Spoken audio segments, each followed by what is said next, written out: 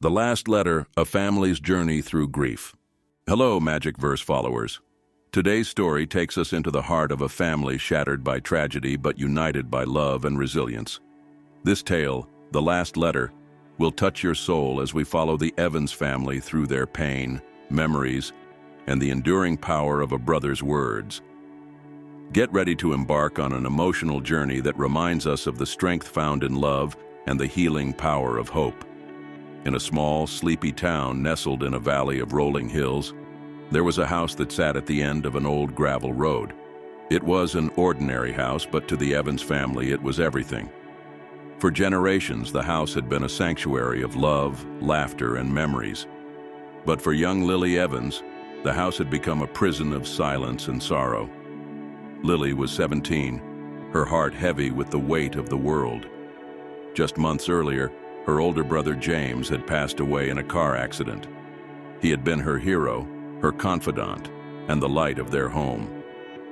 His sudden death shattered their family. Her father, once a cheerful and strong man, now spent his days staring blankly at the old oak tree in the backyard, the place where James used to climb and wave to them from the highest branch. James's father, Richard, tried to hold himself together for the sake of his family, but the weight of his grief was undeniable. He would wake up every morning, force himself to go through the motions, making coffee, fixing the squeaky fence, mowing the lawn. Yet, every action seemed mechanical, devoid of the spark he once had. At night, he would sit by the fireplace with a photo album, flipping through the pages filled with James's childhood moments. He rarely spoke about his feelings, believing that showing his pain would only burden Eleanor and Lily further. But his silence spoke volumes. The man who had once been the heart of family dinners, telling stories and cracking jokes, was now a shadow of himself. Occasionally, Lily would catch him whispering to James's old baseball glove, which he had kept on a shelf in the living room. "I promised I'd protect you, son," she heard him say one night, his voice breaking. "I'm so sorry I couldn't." Her mother tried to hold things together, but even she couldn't stop the cracks from spreading. James's mother, Eleanor, had always been the emotional anchor of the family. She was the one who could fix anything with a warm hug or a kind word. But James's death had taken away that strength. Late at night, when she thought no one was watching, she would sit at the kitchen table, her hands clutching a mug of cold tea, staring into the distance. Lily would sometimes hear her mother quietly sobbing, muffling her cries with her hands so as not to wake anyone. She found comfort in wearing James's old hoodie, a piece of him she could still hold on to.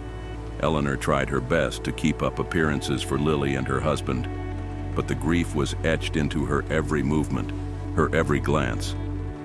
The sparkle in her eyes, once so full of life, was now dulled by sorrow. She often visited James's room, tidying up his things and talking softly to him as if he were still there. "You'd know what to say right now, James," Lily once overheard her say, her voice cracking. "You'd know how to bring us back together." James was the kind of person who brought joy wherever he went.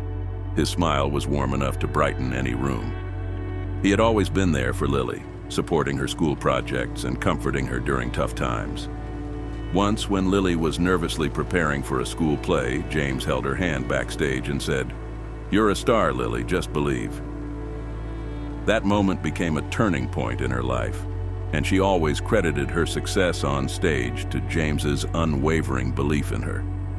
James's passions were vintage cars and playing the guitar. Weekends were often spent in the garage, tinkering with an old, beat-up car he dreamed of restoring. Lily could still hear his voice singing along with the melodies he strummed on his guitar, always with a smile. Most of his songs were playful and lighthearted, but in the days leading up to his accident, his tunes had taken on a more melancholic tone. Perhaps deep down, James had felt the end approaching without realizing it. Thinking about how loving James had been left an ache in Lily's heart. His absence was like a wound that deepened with each passing day. Everywhere in the house, traces of him lingered. The worn guitar resting in his room, the coffee mug he had left on the kitchen counter, and of course the old oak tree in the backyard that their father now gazed at endlessly. One evening, as the sun dipped below the horizon, Painting the sky in hues of orange and pink, Lily wandered into James's old room. It was just as he had left it. The posters of his favorite bands on the walls, the guitar propped up in the corner, and his desk cluttered with notebooks and pens. She hadn't been in there since the funeral. The air felt heavier, as if the room itself mourned his absence. As Lily sat on his bed, her eyes fell on an old wooden box on the desk. She hesitated for a moment before opening it. Inside, she found a stack of letters tied together with a fraying red ribbon. Each letter was addressed to a different member of the family, her father, her mother, and finally, one with her name on it. Her hands trembled as she untied the ribbon and unfolded the letter. "Dear Lily," it began in James's messy handwriting, "I know you're reading this because something has happened to me. I'm sorry, little sis. I never wanted to leave you, but if you're reading this, it means I'm no longer there to annoy you, to tease you, or to be your big brother. But I need you to know something. You are stronger than you think. I've always admired how you see the world, how you care so deeply for others even when they don't deserve it. You have a light inside you, Lily. Don't let my absence dim that light.